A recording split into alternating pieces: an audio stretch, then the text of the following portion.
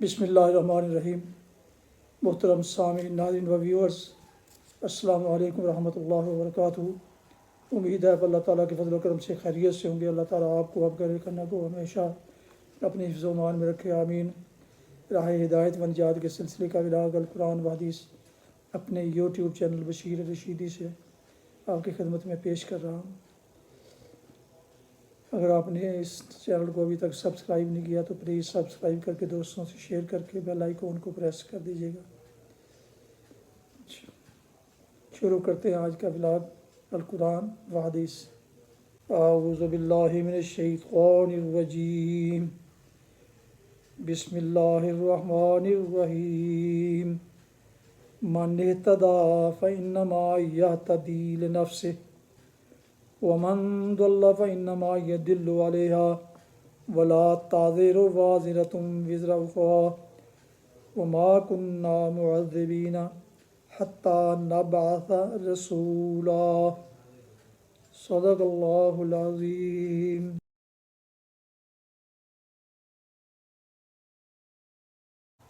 آپ نے سورہ بنی اسرائیل کی آیت مبارکہ 15 کی تلاوت سماعت فرمائی۔ اس کا اردو ترجمہ پیش خدمت ہے۔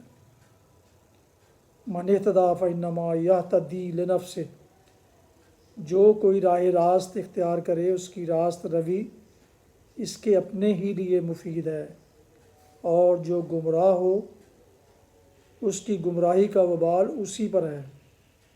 کوئی بوجھ اٹھانے والا دوسرے کا بوجھ نہ اٹھائے گا، اور ہم عذاب دینے والے نہیں ہیں جب تک کہ لوگوں کو حق و باطل کا فرق سمجھانے کے لیے ایک پیغامبر نہ بھیج دیں۔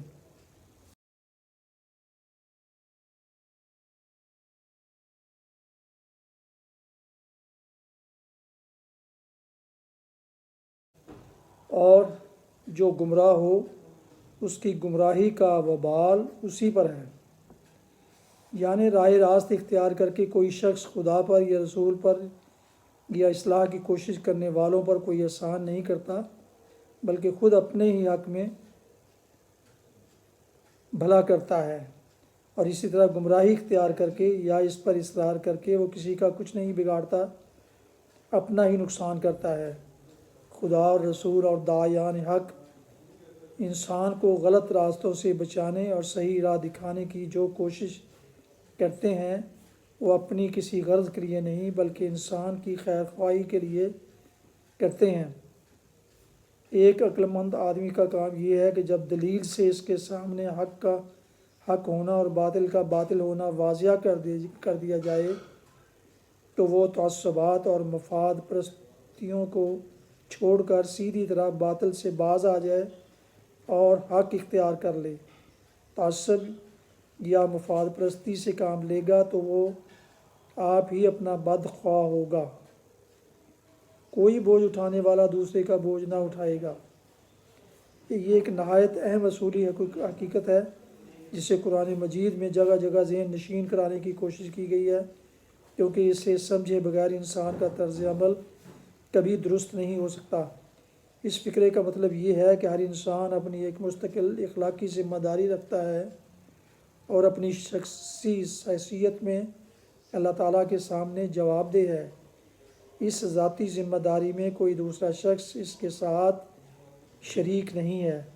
دنیا میں خواہ کتنے ہی آدمی، کتنی ہی قومیں اور کتنی ہی نسلیں اور پشتین ایک کام یا ایک طریقے عمل میں شریک ہوں، بہرحال خدا کی آخری عدالت میں اس مشترک عمل کا تجزیہ کر کے ایک ایک انسان کی ذاتی ذمہ داری الگ مشخص کر لی جائے گی، اور اس کو جو کچھ بھی جزائے سزا ملے گی اس عمل کی ملے گی جس کا وہ خود اپنی انفرادی حیثیت میں ذمہ دار ثابت ہوگا۔ اس انصاف کی میزان میں نہ یہ ممکن ہوگا کہ دوسروں کے کیے کا وبال اس پر ڈال دیا جائے، اور نہ یہ ممکن ہوگا کہ اس کے کرتوتوں کا بار گناہ کسی اور پر پڑ جائے۔ اس لیے ایک دانش مند آدمی کو یہ نہ دیکھنا چاہیے کہ وہ دوسرے کیا کر رہے ہیں، بلکہ اسے ہر وقت اس بات پر نگاہ رکھنی چاہیے کہ وہ خود کیا کر رہا ہے۔ اگر اسے اپنی ذاتی ذمہ داری کا صحیح احساس ہو تو دوسرے خواہ کچھ کر رہے ہوں، بہرحال اس طرز عمل پر ثابت قدم رہے گا جس کی جواب دہی خدا کے حضور وہ کامیابی کے ساتھ کر سکتا ہو۔ ہم عذاب دینے والے نہیں جب تک کہ ایک پیغام بر نہ بھیج دیں۔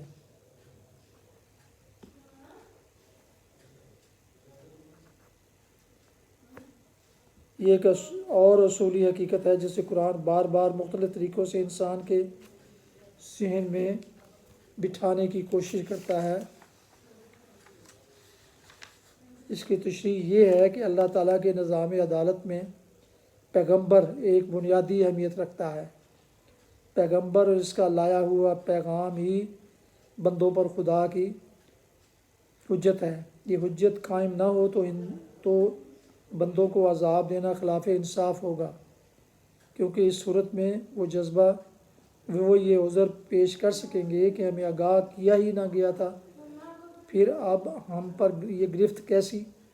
مگر جب یہ حجت قائم ہو جائے تو اس کے بعد انصاف کا تقاضا یہی ہے کہ ان لوگوں کو سزا دی جائے جنہوں نے خدا کے بھیجے ہوئے پیغام سے منہ موڑا یا اسے پا کر پھر اس سے انحراف کیا ہو۔ بیوقوف لوگ اس طرح کی آیات پڑھ کر اس سوال پر غور کرنے لگتے ہیں کہ جن لوگوں کے پاس کسی نبی کا پیغام نہیں پہنچا ان کی پوزیشن کیا ہوگی؟ حالانکہ ایک عقل مند آدمی کو غور اس بات پر کرنا چاہیے کہ تیرے پاس تو پیغام پہنچ چکا ہے، اب تیری اپنی پوزیشن کیا ہے؟ رہے دوسرے لوگ تو یہ اللہ ہی بہتر جانتا ہے کہ کس کے پاس کب، کس طرح اور کس حد تک اس کا پیغام پہنچا اور اس نے اس کے معاملے میں کیا رویہ اختیار کیا اور کیوں کیا۔ عالم الغیب کے سوا کوئی بھی یہ نہیں جان سکتا کہ کس پر اللہ کی حجت پوری ہوئی اور کس پر نہیں ہوئی۔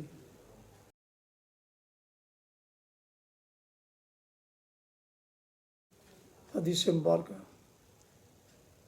حضرت ابو ہریرہ رضی اللہ عنہ سے روایت ہے کہ رسول اللہ صلی اللہ علیہ وسلم نے فرمایا، طاقتور وہ نہیں ہے جو پچھاڑ دے، اصل طاقتور یعنی پہلوان وہ ہے جو غصے کے وقت اپنے نفس پر قابو رکھے۔ صحیح بخاری کتاب الادب حدیث نمبر 6114۔ فوائد: اس میں اس امر کی ترغیب ہے کہ غصے میں انسان کو بے قابو نہیں ہونا چاہیے بلکہ غصے کو ضبط کرنے کی کوشش کرنی چاہیے۔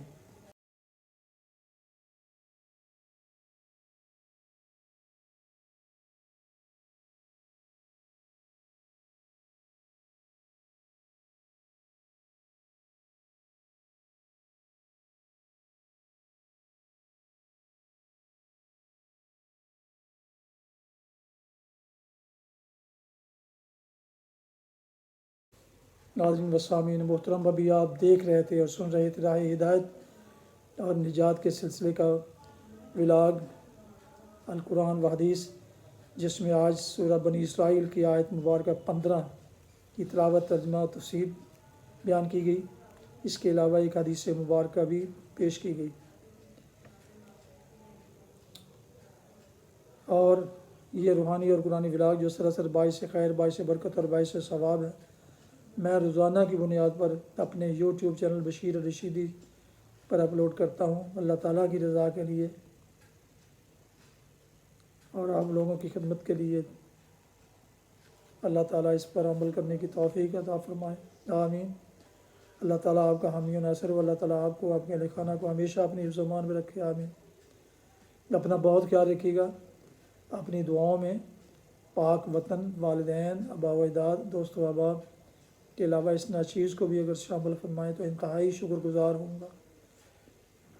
آج کا ولاگ اس دعا پر ختم کرتے ہیں کہ آپ اور آپ کے اہل خانہ، دوست و احباب جہاں بھی رہیں، خوش رہیں، آباد رہیں، شاد باد رہیں، آمین۔